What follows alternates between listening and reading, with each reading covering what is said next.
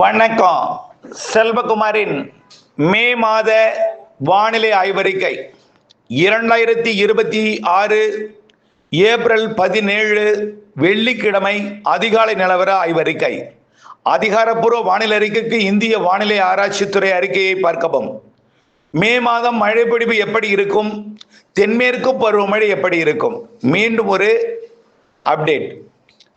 அதாவது ஏற்கனவே நாம் சொன்னதுதான், நிலநடுக்கோட்டு இந்திய பெருங்கடலிலும் நிலநடுக்கோட்டுக்கு தெற்கையும் வெப்பம் 30 டிகிரிக்கு மேல் இருக்கு. 30 டிகிரி பரவலா இருக்கு. கேரளா மற்றும் தமிழ்நாடு இலங்கை கரையோரத்தில் 31 டிகிரி ஆங்கங்கையும் இருக்கு. கேரள கடலோரம் தமிழ்நாட்டின் மற்றும் இலங்கை கடலோரத்தில் 30, 29 டிகிரி என்று இருக்கிற காரணத்தினால கேரளாவில் 31, 30 இருக்கு பரவலா. ஒட்டுமொத்த குஜராத் வரைக்குமே 28, 29 இருக்கு. 27 குறைந்தபட்சம் பாகிஸ்தான் எல்லையோரம் இருக்கு. கொல்கத்தா வரைக்கும் 28 ஆகிவிட்டது. இனிமேல் 29, 30 என்ற நிலைக்கு உயரும் வலுவான நீரோட்டம் வங்கக்கடல், அரபிக்கடல், நிலநடுக்கோட்டு இந்திய பெருங்கடலில் இருக்கு. ஒட்டுமொத்த நிலநடுக்கோட்டு இந்திய பெருங்கடலில் சூழ்ந்து கொண்டிருந்த கடல் நீரோட்டம் தற்பொழுது இலங்கைக்கும் சுமத்ரா தீவிற்கும் இடையில வெப்பத்தை சற்று கூடுதலாக்கி கொண்டிருக்கு. இருந்த போதிலும் ஏற்கனவே சோமாலி அருகே உயர்த்தியது இப்போ சுமத்ரா அருகே உயர்த்தி கொண்டிருக்கு. இருந்தாலும் இது தொடர்ச்சியா இப்படியே இருக்காது. நிலநடுக்கோட்டு இந்திய பெருங்கடல் வெப்பம் உயர்ந்து கொண்டே இருக்கும். இப்ப இருக்கக்கூடிய வெப்பமே சுமத்ரா முதல் சோமாலியா வரைக்கும் 30 டிகிரி இருக்கு. ஆக நிலநடுக்கோட்டிலும் நிலநடுக்கோட்டுக்கு தெற்கு இந்திய பெருங்கடலும் வெப்பம் அதிகரித்திருக்கிற காரணத்தினாலே பசிபிக் பெருங்கடல் எந்த நிலையில் இருந்தாலும், அதாவது பசிபிக் பெருங்கடல் எல்லினோவா இருந்தானே, அது லானினோவா இருந்தானே, கண்டிப்பா அது லானினா தான் இப்போ வரைக்கும் இருக்கு. கொஞ்சம் லானினாவிலேயே இன்னும் கொஞ்சம் வெப்பம் அதிகரித்து இருக்கத்தான் வாய்ப்பு இருக்கு. கொஞ்சம் மத்திய பசிபிக் பெருங்கடல் வரைக்கும் அதிகரித்திருக்கும். வலுவான நிகழ்வுகள் ஜப்பான், சீனா, தாய்வான், ஹாங்காங், அதாவது சீனாவோட ஹாங்காங் மற்றும் வியட்நாம், கம்போடியா, லாவோஸ், தாய்லாந்து போன்ற பகுதிகளுக்கெல்லாம் வலுவான நிகழ்வுகள் இந்த ஆண்டு தென்மேற்கு பருவமழை காலத்திலையும் வடகிழக்கு பருவமழை தொடக்கத்திலையும் இருக்கு. இருந்த போதிலும் வங்கக்கடல் வெப்பமும் அதிகமாக இருக்கிற காரணத்தினால பசிபிக் பெருங்கடல் நிகழ்வும் வரும். வங்கக்கடலுக்கும் தனியாக நிகழ்வு உருவாவதற்கு ஜாதகம் இருக்கு. அடுத்தபடியா தென்மேற்கு பருவக்காற்று தொடர்ந்து பயணிக்கும் பொழுது நீராவியை, வெப்பம் அதிகமாக இருக்கக்கூடிய கடற்பகுதியிலிருந்து வெப்ப நீராவியை, கடல் நீராவியை கொண்டு வந்து ஏற்றுவதற்கு கடல் வெப்பம் மிகுந்திருக்கிற காரணத்தினால இனிமேலும் வரக்கூடிய காலத்தில் இன்னும் அதிகரிக்கும் என்பதனால கேரள, கர்நாடக பகுதிகளுக்கும் ஒட்டுமொத்த அரபிக்கடலோர மாநிலங்களுக்கும் வட உள் மாநிலங்களுக்கும் தென்மேற்கு பருவமழை சிறப்பாக தான் இருக்கு. வங்கக்கடலையும் நிகழ்வு அடிக்கடி உருவாகும், அரபிக்கடலையும் உருவாகும். வங்கக்கடலை பொறுத்த வரைக்கும் ஆந்திர பிரதேசம், ஒடிசா, மேற்கு வங்கம், வங்கதேச பகுதிகளில் உருவாகும். அரபிக்கடலை பொறுத்த வரைக்கும் லட்சத்தீவு, கேரளா, அப்படியே பாகிஸ்தான் வரைக்கும் உருவாகும்.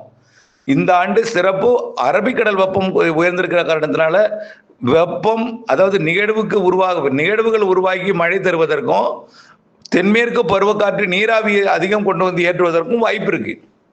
கோடை மழையை பொறுத்த வரைக்கும் மே மாதம் லட்சத்தீவு மற்றும் மாலத்தீவு இடைப்பட்ட பகுதியில் நிகழ்வு உருவாகி வரக்கூடிய மே மாத 10 தேதிக்குள்ளர கேரளா மற்றும் லட்சத்தீவு, கர்நாடகா மற்றும் கோவா பகுதியை நோக்கி நிகழ்வு வருவதற்கு வாய்ப்பு இருக்கு. ஏமன், ஓமன் பகுதிக்கு போவதற்கு வாய்ப்பு குறைவு. காரணம் என்னன்னா, அங்கே உயரழுத்தம் வலுவாக இருக்கிற காரணத்தினாலே நிகழ்வு இந்திய கரையோரம் வருவதற்கு மே மாதம் வாய்ப்பு இருக்கு. அடுத்தபடியாக வங்கக்கடல்லையும் சுமத்ரா அருகே உருவாகி இப்பொழுது ஆய்வறிக்கையின்படி அந்தமான் போய் ஆந்திர பிரதேசம் போவதற்கு வாய்ப்பு இருக்கு. ஆனால் இது சாதாரண நிகழ்வாக உருவாகி தமிழ்நாடு நோக்கி வந்தால் நல்ல மழைப்பொழிவையும் தருவதற்கு வாய்ப்பு இருக்கு. ஆனால் அரபிக்கடல் நிகழ்வை பொறுத்த வரைக்கும் உறுதிப்படுத்தப்பட்டது கேரளா, கர்நாடகா, கோவா மற்றும் லட்சத்தீவிற்கு மழைப்பொழிவை தரும் வகையில் மே மாத முற்பகுதி நிகழ்வு வர இருக்கு. மே மாத முற்பகுதியில் வங்கக்கடல் நிகழ்வு வருமா அல்லது வந்து விலகுமா அல்லது அப்பாலே செல்லுமாங்கிறது ஆய்வில் இருக்கு. இன்னும் ஓரிரு நாட்கள்ல இந்த வாரம் அடுத்த வாரம் முற்பகுதிக்குள்ளர அதை உறுதிப்படுத்திடலாம் மே மாத நிகழ்வை. மே மாதத்துல இடிமின்னல் மழை இருக்கு. மே மாதத்துல இப்ப இருக்கிற வெப்பத்தை விட குறைவாக இருக்கவே வாய்ப்பு இருக்கு. அதிகபட்ச வெப்பம் 105 106 எப்பயாவது போகும்னு சொன்னோம். அதுதான் போயிருக்கு. புரியுதுங்களா? 104 பெரும்பாலும் இருக்கும். 105 எங்கேயாவது இடத்துல 106 போகலன்னா அதுதான் போயிட்டு இருக்கு. இன்னைக்கு வரைக்கும் 107 டிகிரி எல்லாம் போகல. 40, 41, 41.5 டிகிரி செல்சியஸ் தான் போயிட்டு இருக்கு. வட இந்தியாவில் தான் மகாராஷ்டிரா, மத்திய பிரதேசம் இங்கே தான் 42, தெலுங்கானாவுக்கு வடக்கு தான் 42, 43 டிகிரி ஃபாரன்ஹீட் எல்லாம் போயிட்டு இருக்கு.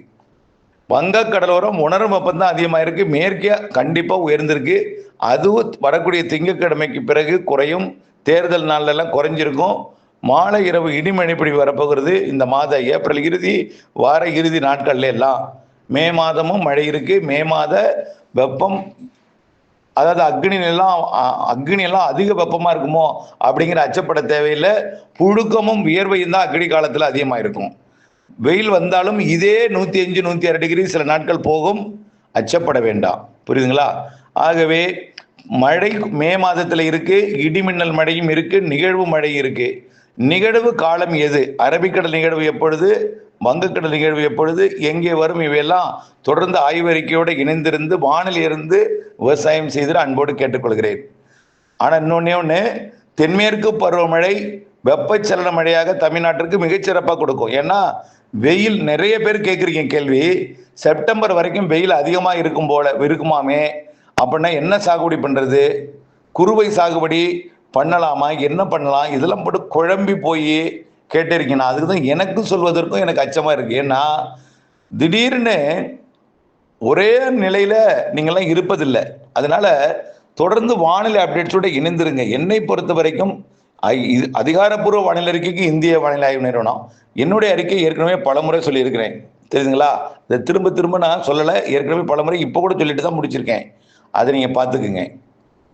வடகிழக்கு பருவமழை கண்டிப்பா இந்த வருஷம் அதிகம். ஏன்னா இப்பவே 30 இருக்கு தமிழ்நாட்டை ஒட்டி, 31 இருக்கு கேரளா ஒட்டி, தமிழ்நாடு ஒட்டி, இலங்கை ஒட்டி. இது எல்லாமே இனிமேலும் வெப்பம் உயர்ந்துட்டு தான் இருக்கும். சூரியன் குத்துக்கதிர் ஜூன் மாதம் வடக்கு போயிட்டு மறுபடியும் தெற்கு திரும்பி வரும்பொழுதும் ஆகஸ்ட்ல உயரும்.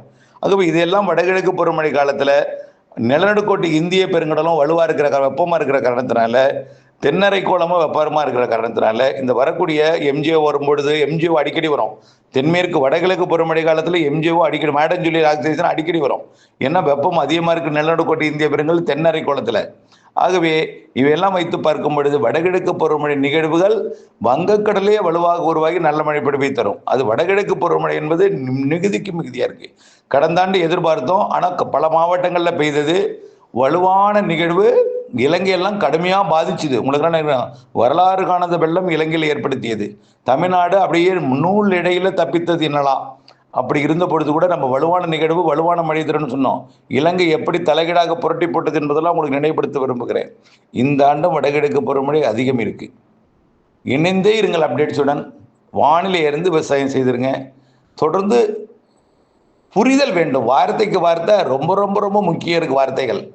வார்த்தைக்கு வார்த்தை அர்த்தம் புரிந்து புரிதல் கொண்டு தனக்கு தன்னுடைய